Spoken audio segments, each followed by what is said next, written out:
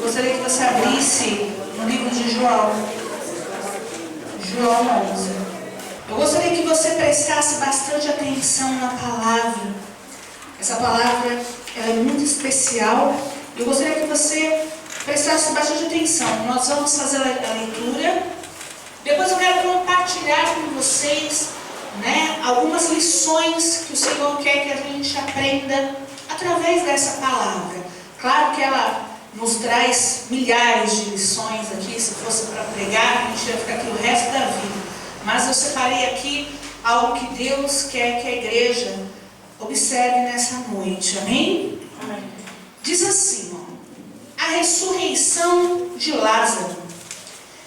Estava então enfermo um certo Lázaro, de Betânia, aldeia de Maria e de sua irmã, Marta. E Maria era aquela que tinha ungido o Senhor com unguento e lhe tinha enxugado os pés com cabelos, cujo irmão Lázaro estava enfermo. E mandaram-lhe, pois, suas irmãs dizer: Senhor, eis que está enfermo aquele que tu amas. E Jesus, ouvindo isso, disse: esta enfermidade não é para a morte, mas para a glória de Deus, para que o Filho de Deus seja glorificado por ela. Então, veja o que aconteceu. O amigo de Jesus, Lázaro, e a palavra de Deus fala que Jesus amava a Lázaro. Eles eram amigos mesmo. E aí esse amigo veio que adoeceu. E o Senhor Jesus, estando fora, ficou sabendo, recebeu essa notícia de que ele estava doente. E quando ele ficou sabendo dessa notícia, o Senhor Jesus disse que essa enfermidade não era para a morte, mas para a glória de Deus, para que o Filho de Deus fosse glorificado por ele. E aí o que aconteceu? Continuando aí. Ora, Jesus amava Marta e a sua irmã e a Lázaro, aquela família toda. Ouvindo, pois, que estava enfermo, ficou ainda 2 dias no lugar aonde ele estava. Depois disso, ele disse aos seus discípulos: vamos outra vez para a Judeia. E disseram-lhe os discípulos: Mestre, ainda agora os judeus procuravam apedrejar-te, e queres voltar para lá? Jesus respondeu: não há 12 horas no dia? Se alguém andar de dia, não tropeça, porque vê a luz deste mundo. Mas se andar de noite, tropeça, porque nele não há luz. E assim falou, e depois disse-lhes: Lázaro, o nosso amigo dorme, mas eu vou despertá-lo do sono. E disseram-lhe, pois, os discípulos: Senhor, se dorme, então está salvo. Mas Jesus dizia isso de sua morte. Eles, porém, achavam que estava falando do repouso do sono. Então Jesus lhes disse claramente: Lázaro está morto. Então dá uma paradinha. Então vocês viram o que aconteceu aí? Passou então 2 dias, e aí que Jesus recebeu ali a notícia e permaneceu onde ele estava. E aí o Senhor Jesus de repente levanta e fala assim: vamos voltar. E aí os discípulos falam: mas Senhor, o Senhor vai voltar? A gente acabou de ter problema com eles lá, o Senhor foi perseguido há pouco. Aí o Senhor Jesus fala: não, eu tenho que voltar. E aí ele fala que ele vai despertar, Lázaro que estava dormindo. E os discípulos falaram: mas se ele está dormindo, Senhor, qual o problema dele dormir? E aí o Senhor ele teve que dizer a eles claramente o que havia acontecido, porque o Senhor Jesus já sabia que Lázaro estava morto. Então, disseram seus discípulos,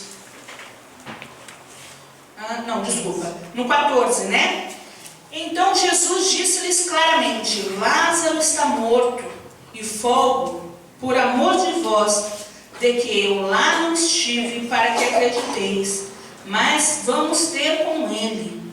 Disse, pois, Tomé, chamado Dídimo, aos condiscípulos: vamos nós também, para morrermos com ele. Chegando, pois, Jesus achou que já havia 4 dias que estava na sepultura. Ora, Betânia estava de Jerusalém quase 15 estádios, ou seja, 3 quilômetros, mais ou menos, né? Quase 3 quilômetros. E muitos dos judeus tinham ido consolar a Marta e a Maria acerca de seu irmão. Ouvindo, pois, Marta que Jesus vinha, saiu-lhe ao encontro. Maria, porém, ficou assentada em casa. Disse, pois, Marta a Jesus: Senhor, se tu estivesses aqui, meu irmão não teria morrido. Então, quando Marta ficou sabendo que Jesus estava vindo, o que ela fez? Saiu ao encontro dele. E aí, quando encontrou o Senhor, ela lamentou, porque ela falou, né? Ah, Senhor, se o Senhor estivesse lá, ele não teria morrido. E aí, o que o Senhor ele falou aqui, ó, disse, aí ela fala assim, né? Mas também agora sei que tudo quanto pedirdes a Deus, Deus te concederá, Marta disse. E Jesus lhes respondeu: teu irmão há de ressuscitar. E disse Marta: eu sei que há de ressuscitar na ressurreição do último dia. Olha o que ela fala: Senhor, eu sei, né? Porque nós sabemos que todos que morrermos com o Senhor, nós o quê? Ressuscitaremos para a glória do Senhor, né? E ela achou que o Senhor estava falando desse dia. E aí o Senhor, ele olha e fala: eu sou a ressurreição e a vida. Quem crê em mim, ainda que esteja morto, viverá. E todo aquele que vive e crê em mim, nunca morrerá. Crê tu nisso? E disse-lhe ela: sim, Senhor, creio que tu és o Cristo, o Filho de Deus, que havia de vir ao mundo. E dito isto, partiu e chamou em segredo a Maria, sua irmã, dizendo: o mestre está aqui e chama-te. Ela, então, ouvindo isso, levantou-se logo e foi ter com ele. Ainda Jesus não tinha chegado à aldeia, mas estava no lugar aonde Marta o encontrara. Vendo, pois, os judeus que estavam com ela em casa e a consolavam, que Maria apressadamente se levantara e saíra, seguiram-na, dizendo: vai ao sepulcro para chorar ali. Né? Eles pensaram: está saindo correndo, porque ela está indo agora novamente ao sepulcro para poder chorar, né?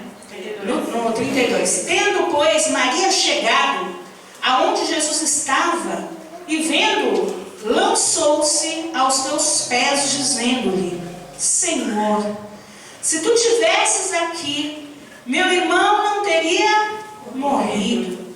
Jesus, pois, quando a viu chorar, e também chorando os judeus que com ela vinham, moveu-se muito em espírito e perturbou-se. E ele disse: onde o puseste? E disseram-lhe: Senhor, vem e vê. E Jesus chorou. Disseram, pois, os judeus: vede como ele o amava. E alguns deles disseram: não podia ele, que abriu os olhos ao cego, fazer também com que este homem não morresse? Jesus, pois movendo-se outra vez muito em si mesmo, foi ao sepulcro, e era uma caverna, e tinha uma pedra posta sobre ela. E disse Jesus: tirai a pedra. Marta, irmã do defunto, disse-lhe: Senhor, já cheira mal, porque já é de 4 dias.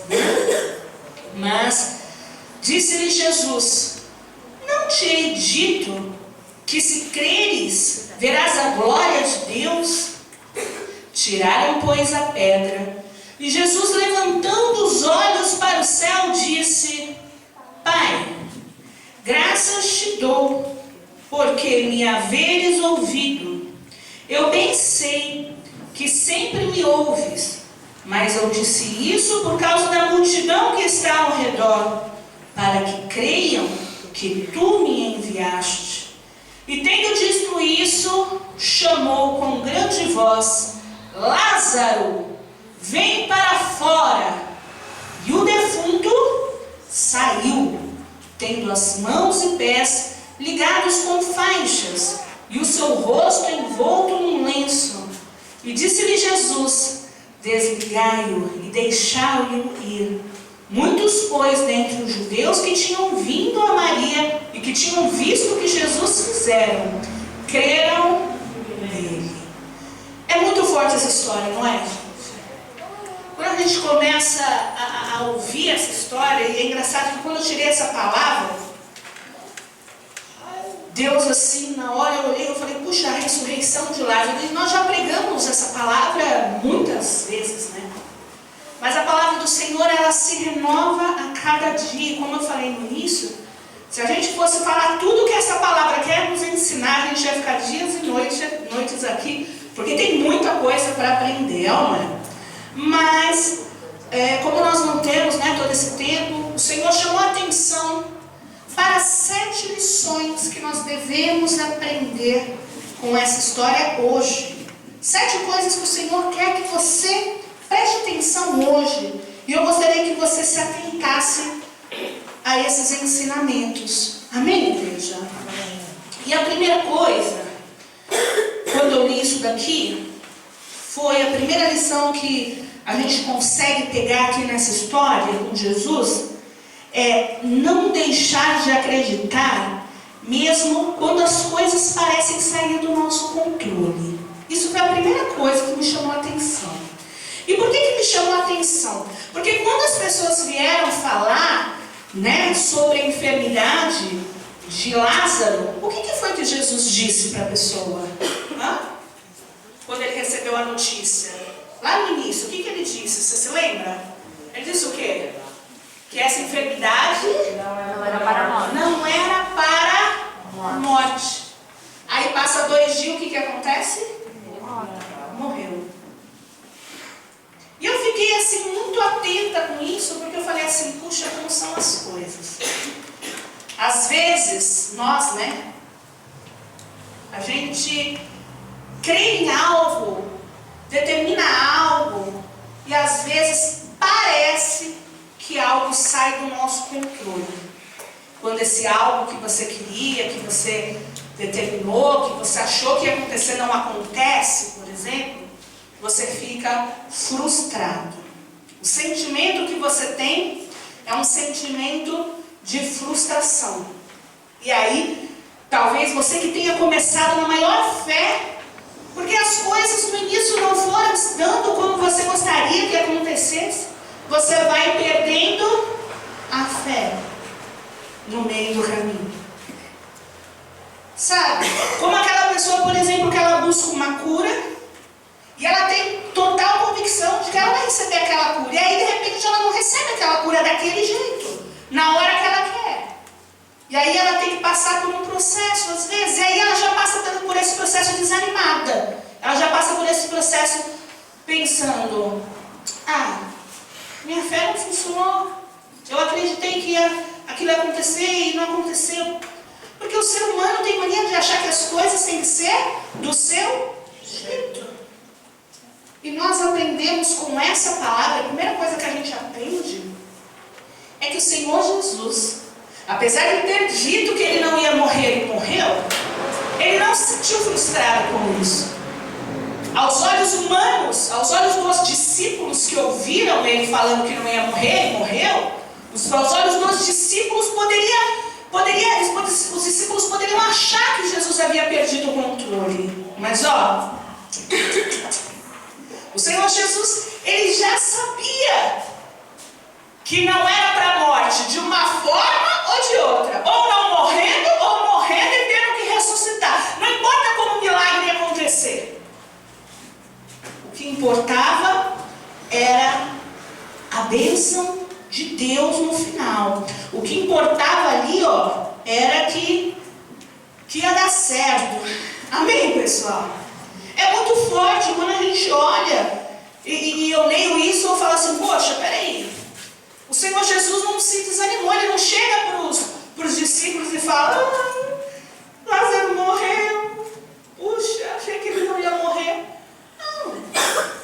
Ele simplesmente levanta e fala, vamos, ele está dormindo, eu vou fazer o quê? no final aquela doença não ia ser para a morte. Mesmo que aos olhos humanos, naquele momento, para as pessoas, elas não estivessem conseguindo entender o que estava acontecendo. Às vezes você está passando por uma situação na sua vida e você não consegue entender. Às vezes você voltou para a fé e você começou a fazer as coisas de fé, e aí às vezes alguma coisa saiu, parece que saiu do seu controle, alguma coisa parece que deu errado ali, e você logo desanima. E fala, puxa, eu não vou mais trabalhar então, eu não vou mais tentar, eu não vou mais fazer isso, eu não vou mais orar por essa causa. Hoje eu estou orando para Deus salvar minha família, e aí essa semana teve uma brigaiada total na casa. Leonardo, você não pode ser esse tipo de pessoa. O Senhor está nos ensinando que a gente deve saber, conhecer a nossa fé, saber o que a gente faz. Amém? Confiar no Senhor, que há tempo para tudo. E depois ele ainda dá um exemplo, né? Quando os discípulos, eles falam assim, Senhor, mas o Senhor quer ir para lá? Eles estavam tentando matar o Senhor, e o Senhor quer voltar para lá. O Senhor Jesus dá aquele exemplo, né? Do dia e da noite, porque ele sabia que ainda não era o quê? Tempo dele ser morto, ainda não era tempo dele passar por tudo aquilo. Ele nos deixa a lição da gente confiar no tempo de Deus. Claro que o tempo é algo que não para, por isso você não deve perder tempo. Mas existe uma diferença entre perder tempo, que é quando você não faz nada para as coisas mudarem, e você confiar no tempo de Deus, que é quando você trabalha, está fazendo a obra, está correndo atrás do que você quer, da sua restauração, e você está aguardando o tempo de Deus para que as coisas possam se encaixar. Mas você está fazendo por onde? Consegue perceber a diferença? Veja, o Senhor Jesus sabia que era tempo dele trabalhar. Então ele não podia ter medo de morrer, porque não era tempo. Não era hora dele passar por aquilo. Era hora dele fazer a obra. Era hora dele trabalhar, dele ir lá curar e o nome do Senhor ser glorificado. E era isso que ele ia fazer. Ele sabia o que ele ia fazer. Você tem que saber. Saber que você está nas mãos de Deus e Ele é o teu guia. Ele cuida de você. Mesmo que aos teus olhos as coisas... mas eu não queria que fosse desse jeito. Eu queria orar e que fosse assim. Mesmo que pareça que você perdeu o controle da situação. Confia no Senhor, porque o Senhor nunca perde o controle da situação. Amém, igreja? E nós nunca devemos deixar de confiar. Amém? Segunda lição que a gente aprende aqui, quando eu vejo essa história, é a linguagem de Jesus. Você sabe que as pessoas, elas têm as linguagens, né? Por exemplo, uma pessoa que vive falando palavrão, eu sei que essa pessoa é do mundo. Pelo linguajar dela, eu já sei que é uma pessoa do mundo. É ou não é? Uma pessoa que vive falando em derrota, uma pessoa que vive falando em tristeza, que tudo na vida dela não dá certo, ela é triste, deu errado, que ela é vítima. Esse é o linguajar de um depressivo, por exemplo. Pelo linguajar você conhece. Eu até às vezes brinco, eu falo, pelo linguajar das pessoas eu já sei quem a pessoa é. Outro dia eu estava brincando, conversei com os jovens e falando, né? Eu falei, poxa, às vezes chega um cliente para atender, pelo linguajar eu já sei. Esse é espírita. Esse é espírito. Pelo modo como ele fala. Esse daqui é do reteté. Pelo modo como ele fala. Pelo jeito da pessoa falar. E cada um tem um linguajar. E a linguagem de Jesus é a linguagem da fé. A linguagem de Jesus é a fé. Você vê que é muito engraçado que ele fala, né? Ele fala, Lázaro dorme. Quando na verdade Lázaro estava morto. Os próprios discípulos haviam entendido errado. Lázaro estava morto, mas a linguagem de Jesus é a linguagem da fé.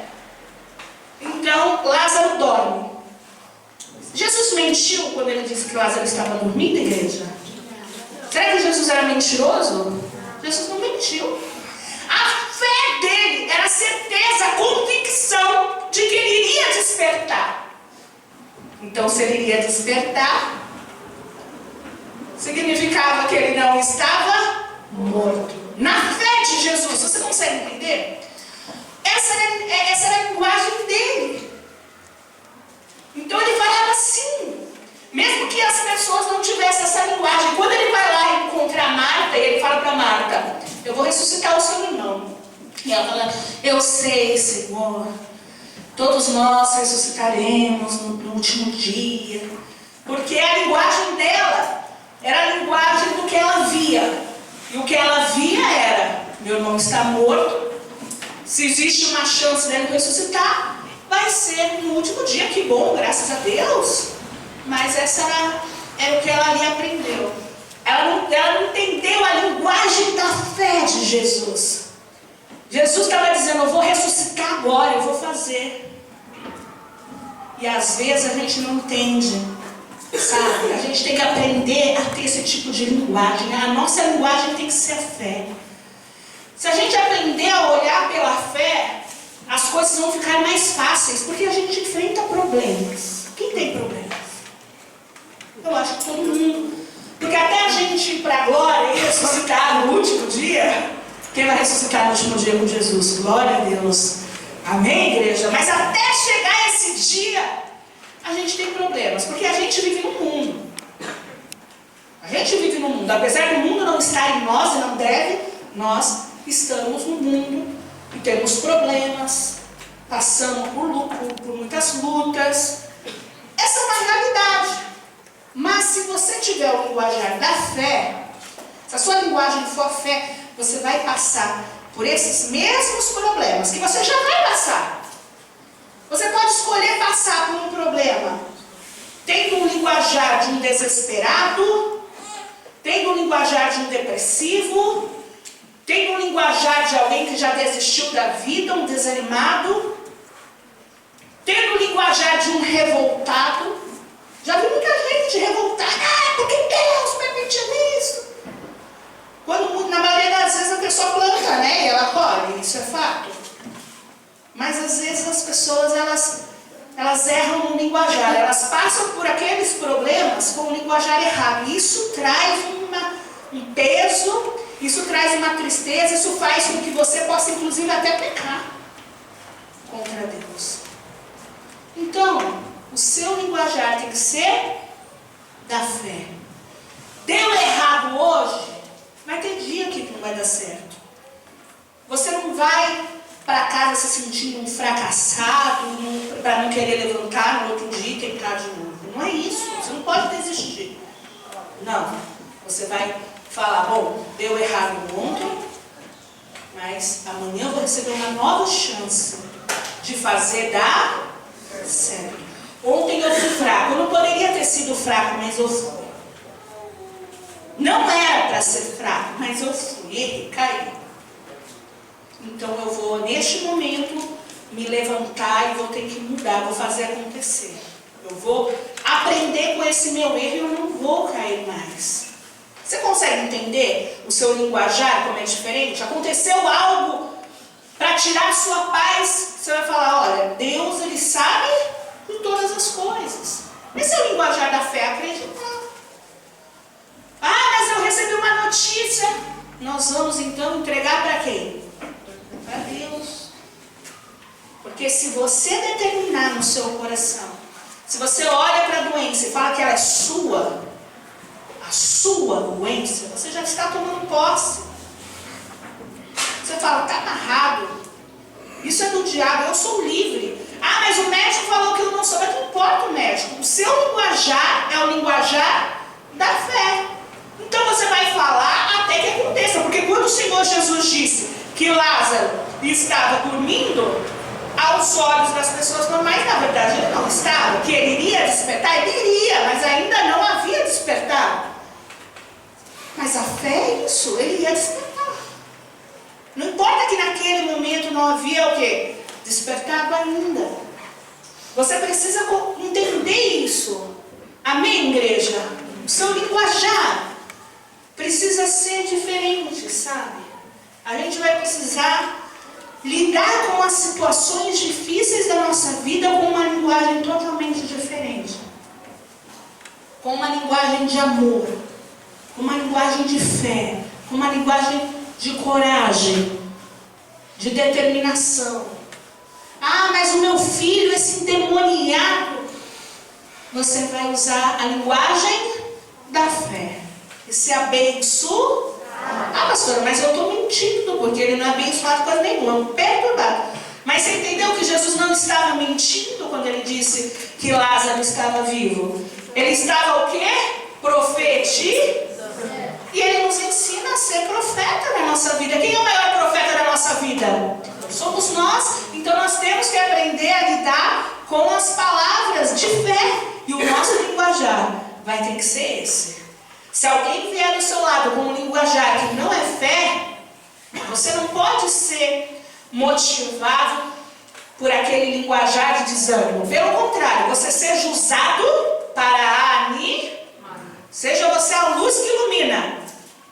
Não deixe o outro ser a trevas que te apaga. Amém, pessoal?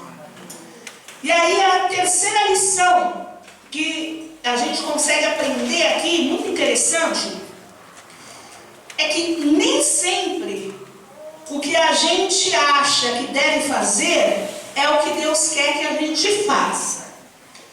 Eu achei muito interessante esse detalhe, porque naquela época a palavra do Senhor mesmo nos ensina que a gente deve rir com os que riem, chorar com os que choram. Quando o Senhor Jesus falou abertamente para os discípulos ali que Lázaro havia morrido, o que foi que eles falaram? Vamos lá para fazer o quê? Para morrer com ele. E talvez, meu amado, você não tenha entendido, mas como assim morrer? Eles vão se matar para morrer junto, ficar todo mundo morto lá? Não, isso é um termo. Significava que ele iria o quê? Passar aquele luto, iria chorar, passar por aquela situação junto. Isso é muito importante. Essa coisa que os discípulos tinham, que aprenderam com Jesus, e que a gente tem que sentir esse cuidado, né, pelos nossos amigos. É muito importante esse sentimento. A gente deve ser assim na igreja, né? Sorrir com os que sorriem, chorar com os que choram. Às vezes o problema do outro vai ser o nosso problema, porque quando você divide comigo o seu problema, eu dobro meu joelho no altar para orar, o seu problema passa a ser o meu problema. É importante essa união, e isso ficou bem claro aqui, mas a gente conhecendo que Jesus tinha a intenção de que ele não permanecesse morto, mas que ele revivesse, eu fiquei olhando e eu falei assim, puxa, ele achou que ele ia morrer junto, e na verdade ele iria ressuscitar. E a gente tem que ter esse discernimento, sabe? Porque às vezes a gente acha que, poxa, aquela pessoa está triste e a gente tem que chorar junto com aquela pessoa. E às vezes o que Deus quer é que você anime aquela pessoa e não chore junto. Tem situações e situações, por isso que você precisa estar no vento do Espírito para que o Senhor ele possa te guiar. Por isso que você tem que se permitir estar na fé, bem com Deus, para o Senhor Jesus te usar da forma como Ele quer. Vai ter dia que você vai ser usado para você chorar junto, vai ter dia que você vai ser usado para você animar a pessoa que está chorando, vai ter dia que você vai ser usado para passar fé, vai ter dia que você vai ser usado para repreender o que precisa mudar. Mas você precisa estar no centro da vontade de Deus para que você possa ser esse instrumento. Amém, igreja? E todos nós devemos aprender, né? Com essa lição, essa coisa, né? De, poxa, é isso, vamos fazer? Vamos fazer, vamos cuidar, vamos estar junto, né? É o nosso amigo. Veja que ele chama de amigo, era amigo deles. Todos estavam ali com o coração apertado, era amigo deles. E foi isso que eles fizeram. E pegando o gancho, eu já quero falar sobre a quarta lição que a gente pode aprender, que é o fato de não haver impedimento para fazer o que é preciso, né? Você veja que eles estavam em outro lugar. E não havia impedimento para Jesus. E a distância? Eram quase 3.000 quilômetros, né? Andando, né, gente? Nós estamos falando andando. E a distância? Mas não importa a distância.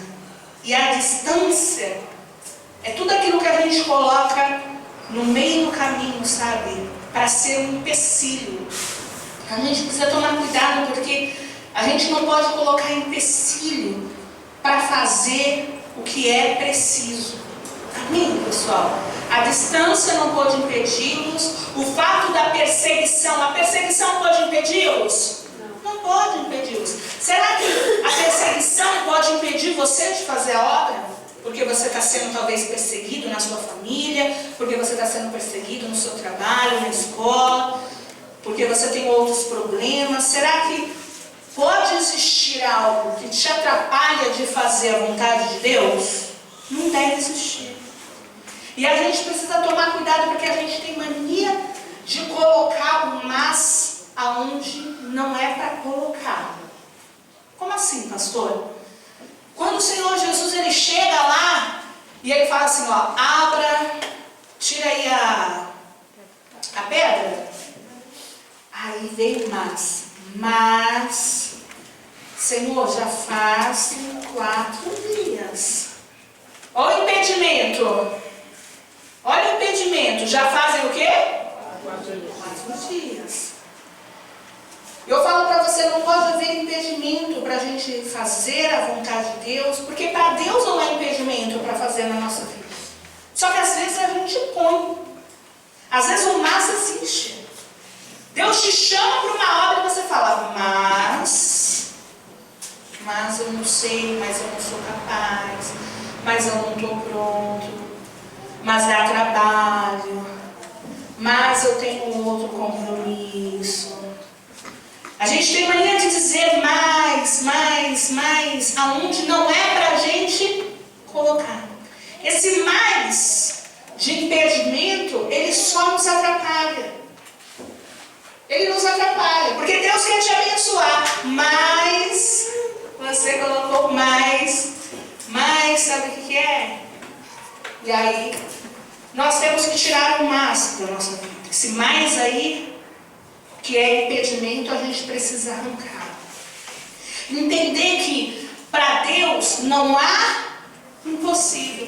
Ah, mas os médicos disseram, tira o mais. Tira o empecilho. Mas realmente não, o mundo está em crise. Tira o mais. Mas não adianta orar, porque essa família aí é um saco mesmo, não dá certo, eles não querem saber. Tira o mais e permanece, continua intercedendo, fazendo a sua parte. Tira o mais. Começa a tirar o impedimento. Começa a tirar. Ah, eu quero fazer tal coisa mais. Gente, tira o impedimento. Se Jesus tivesse parado naquele impedimento, ele teria pensado e falado, bom, 4 dias, já cheira mal. Deve ter apodrecido. E não sei o quê. Se o Senhor Jesus tivesse ficado pensando no mais, ele ia fazer um milagre. O milagre aconteceu porque ele falou, nem deu atenção para o mais. Ah, mas aos 4 dias, Lázaro, entendeu? Esquece o mais, chama teu milagre. Chama um milagre para a tua vida. Profetiza. Profetiza, manda arrancar a pedra que está te atrapalhando em alguma área da tua vida. Se tem uma pedra na sua vida sentimental, arranca aquela pedra. Se tem uma pedra na sua vida familiar, arranca aquilo. Arranca. Eu não sei o nome da pedra, se é mágoa, se é... Eu não sei o que é. Às vezes é um problema que você viveu, um trauma, que está atrapalhando a tua vida. Sabe? Se você tem uma pedra ali diante da tua vida espiritual, arranca. Talvez essa pedra seja a omissão. crescer no seu ministério. Talvez essa pedra seja o comodismo, a zona de conforto. Tira essa pedra aí. Talvez seja a culpa pelo seu passado. O passado passou e você deixa ele ali, atrapalhando o seu milagre de acontecer até hoje. Está na hora de você tomar uma decisão na sua vida e arrancar todo e qualquer impedimento que possa existir. O Senhor Jesus vai arrancando os impedimentos. Quando ele chegou, entre ele e Lázaro tinha o quê? A pedra. O que a gente faz? Arranca a pedra. Você tem que olhar o que me impede. Olha, pastor, eu não sei, talvez os meus amigos, talvez as minhas redes sociais, como eu preguei esse dia, é um impedimento para eu estar diante do meu milagre. Eu não sei o que me impede. Para aí para pensar, então. Se você parar para pensar, você vai perceber. O que te impede? Seria algum sentimento, orgulho? O que te impede? Tira o que te impede e vence. Amém, igreja? E aí, ó, a quinta lição que a gente pode aprender é a seguinte: Deus sabe que você tem sentimentos. E desde que você não peque, você pode senti-los. Por que eu falo desde que você não peque? Porque os sentimentos, se você você pode também pecar pelos sentimentos. A própria Bíblia, né, quando falou, ireis, mas não pequeis. Até se irá em alguma situação, porque o crente ele não é um bobo. Vai passar por uma situação, às vezes você vai ficar irritado com uma situação. Desde que você não peque, você pode ter sentimentos. O Senhor Jesus, por exemplo, ele teve um sentimento aqui, né? Se você ler essa palavra, você vai ver aqui que o Senhor Jesus se perturbou. O Senhor Jesus se sentiu perturbado com aquela situação. Quando ele viu ela ali, Maria ali chorando, ele se sentiu perturbado. A Bíblia diz, ele, aqui ó, olha o que a Bíblia diz, ó.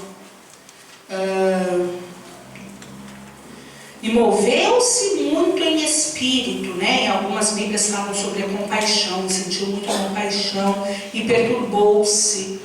E quando ele disse, né? Perguntou onde puseram, disseram, vem ver, Senhor. E o que ele fez? O que Jesus fez? Chorou. Ah, mas era Jesus. Era Jesus, como assim? Jesus chorou? Pois é, Jesus chorou. Desde que você não peque, meu amado, Deus, ele sabe que você tem sentimentos. E sabe que eu vejo que às vezes as pessoas cometem um erro? É quando elas não choram. Eu vejo pessoas que são uma fortaleza. Tá tudo bem? Tudo bem. Tá na fé? Na fé. Olha, se a pessoa tiver tudo bem, tiver na fé, que bom, glórias a Deus, aleluia. Mas o problema é quando tá tudo bem? Uhum.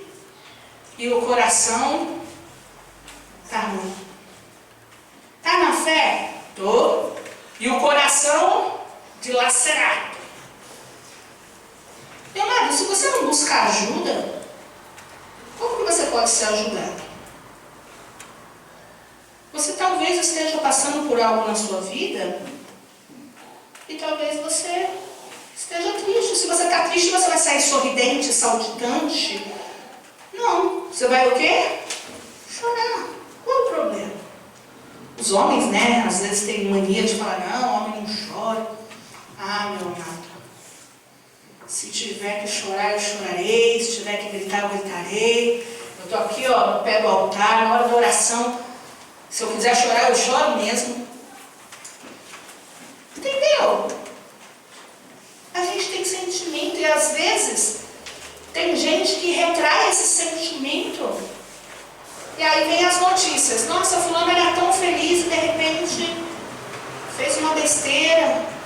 Ciclano sorria para todo mundo, era tão... E de repente a gente ficou sabendo que ele foi, tirou sua vida. Porque a pessoa está sem fé, está sem Deus e não busca ajuda, querendo fingir algo que não é. Poxa, era um momento complicado. ele era amigo de Jesus. O Senhor Jesus sabia que ele ia ressuscitar. Mas o Senhor Jesus, mesmo assim, chorou. Até porque ele amava tanto a Lázaro, que ele ressuscitou, quanto as irmãs deles, que estavam o quê? Chorando, entristecidas. E ele sim chorou juntamente com elas. Ele sim ali sentiu. A Bíblia fala que ele se perturbou com aquele sentimento. Quer dizer, não foi um sentimento de alegria naquele momento. Logo viria. Porque uma coisa você precisa entender. Você pode chorar. Mas se você chorar certo, quer chorar para Deus, quer chorar para as pessoas que Deus coloca aqui na sua vida para te ajudar, o choro vai se tornar em riso. Essa história se inicia com choro, mas ela termina com o quê? Com glória a Deus. Porque quem chora para Deus tem resposta. Amém? Então não tem problema chorar. Desde que você não saia chorando nas pitangas aí, aonde você não deve chorar, onde não tem ninguém para te ajudar e só vai fazer você sentir uma vítima. Não, se você está passando por um problema, peça ajuda. Não tem problema chorar. Peça ajuda. Se fortaleça. Porque aí você se fortalecendo, sim, você vai poder ajudar os que chegam chorando. É o que a gente tem que fazer. A gente às vezes passa por um problema, a gente resolve aquele problema, se fortalece, vence, e aí a gente tem condições de ajudar aquela pessoa que tem um problema, que está chegando para ela se fortalecer, vencer, e assim ajudando os próximos. E às vezes a nossa vida é um alto, às vezes tem alguns baixos, mas para isso que nós estamos aqui, devemos ser uma família. Amém, igreja? Então, que essa lição venha ficar guardada no nosso coração, né? Deus, desde que a gente não peque, né? Não existe problema de você demonstrar os seus sentimentos. E a sexta lição que eu queria dividir com vocês é essa. Jesus, ele agia sempre de forma que Deus fosse glorificado. Sempre. Sempre. Você percebe que a oração que ele vai fazer é muito legal. Ele fala assim: Pai, graças te dou por me haver ouvido, né? Por estar me ouvindo. Aí ele fala: eu sei bem que o Senhor sempre me ouve, mas eu disse isso por causa da multidão que está em redor, para que creiam que tu me enviaste. É muito forte. Ele sabia que Deus ouvia ele. Não era uma novidade para ele que Deus ouvia ele, mas ele já falou: Senhor, sei que o Senhor me ouve. Ele já criou uma estratégia naquela oração, para que as pessoas que ali estivessem soubessem que ele era o Filho de Deus, para que as pessoas que ali estivessem glorificassem a quem? A Deus. Isso é muito importante, porque a nossa vida começa a dar certo quando a gente faz tudo para que o nome de Deus seja o quê? Glorificado. Se você pensar assim: bom, a minha vida tem que glorificar Deus, você vai mudar. Você não pode ser uma pessoa escandalosa, barraqueira. Isso glorifica Deus? Se vergonha. Tinha que ser crente esse tranquilo. Se vergonha. Você entende? Quando você faz tudo para você, tudo ao seu redor, tudo na sua vida, com um objetivo de glorificar a Deus, você começa a mudar. Você filho, começa a fazer as coisas dentro de casa. Eu vou ajudar minha mãe, por quê?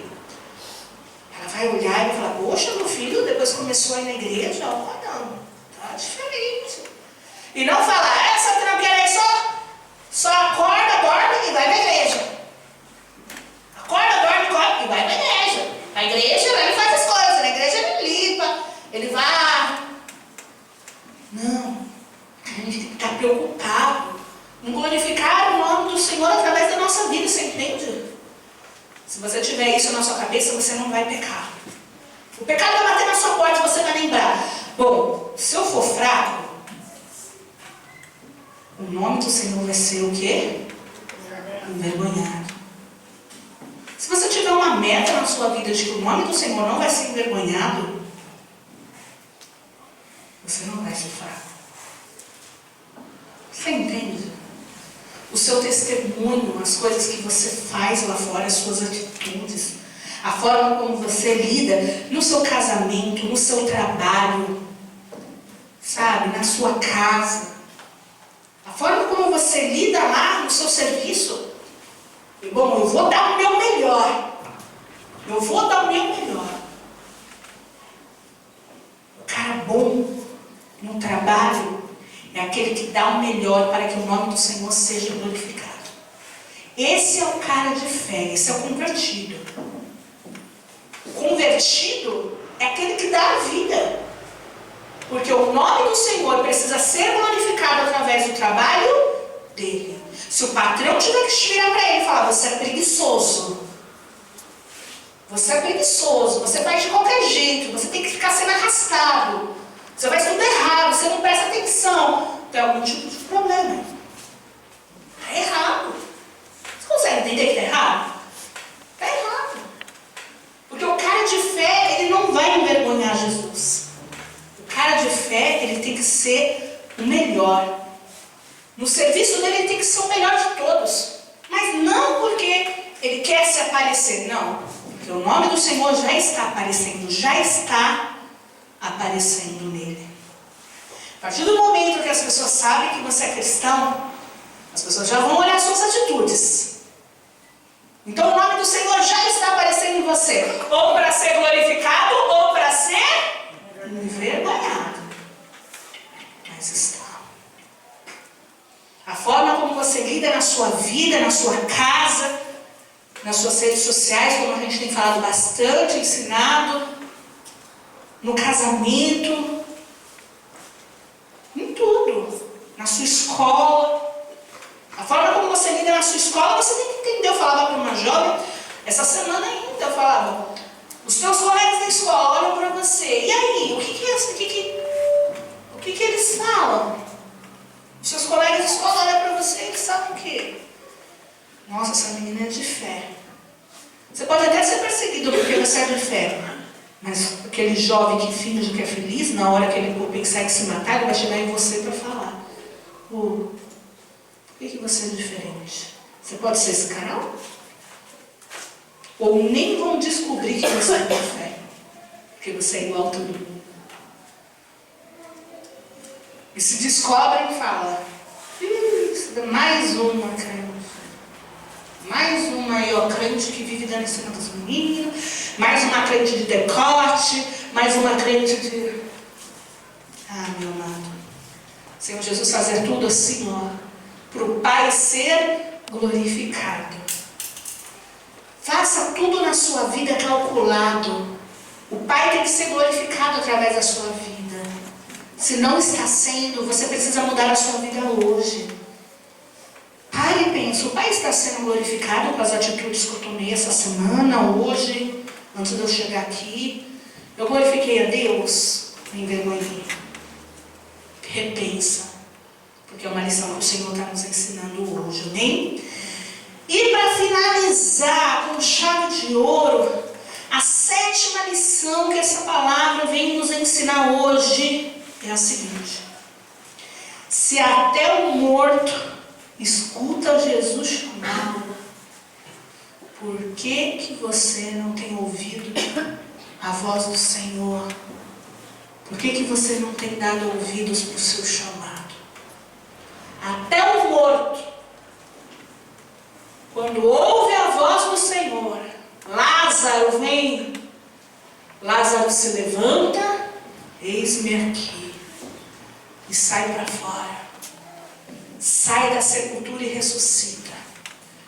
Até o morto obedece a voz do Senhor. Mas a gente está vivo fisicamente e talvez espiritualmente você já morreu. Talvez espiritualmente você fala, o meu ministério morreu. No meio do caminho eu matei meu ministério, eu matei a minha fé, eu matei minha dignidade, eu matei a minha moral que eu tinha. Alguma coisa aconteceu e talvez você tenha matado. Você matou em você o desejo de fazer a obra. Talvez algo tenha acontecido na sua vida e os teus dons vieram a morrer. Logo você, uma pessoa cheia de dons para usar para Deus, e por algum erro, por alguma situação, por alguma brecha, seus dons vieram a morrer. Meu amado, Lázaro ouviu a voz do Senhor. Lázaro ouviu o chamado. Ouviu Jesus chamando ele.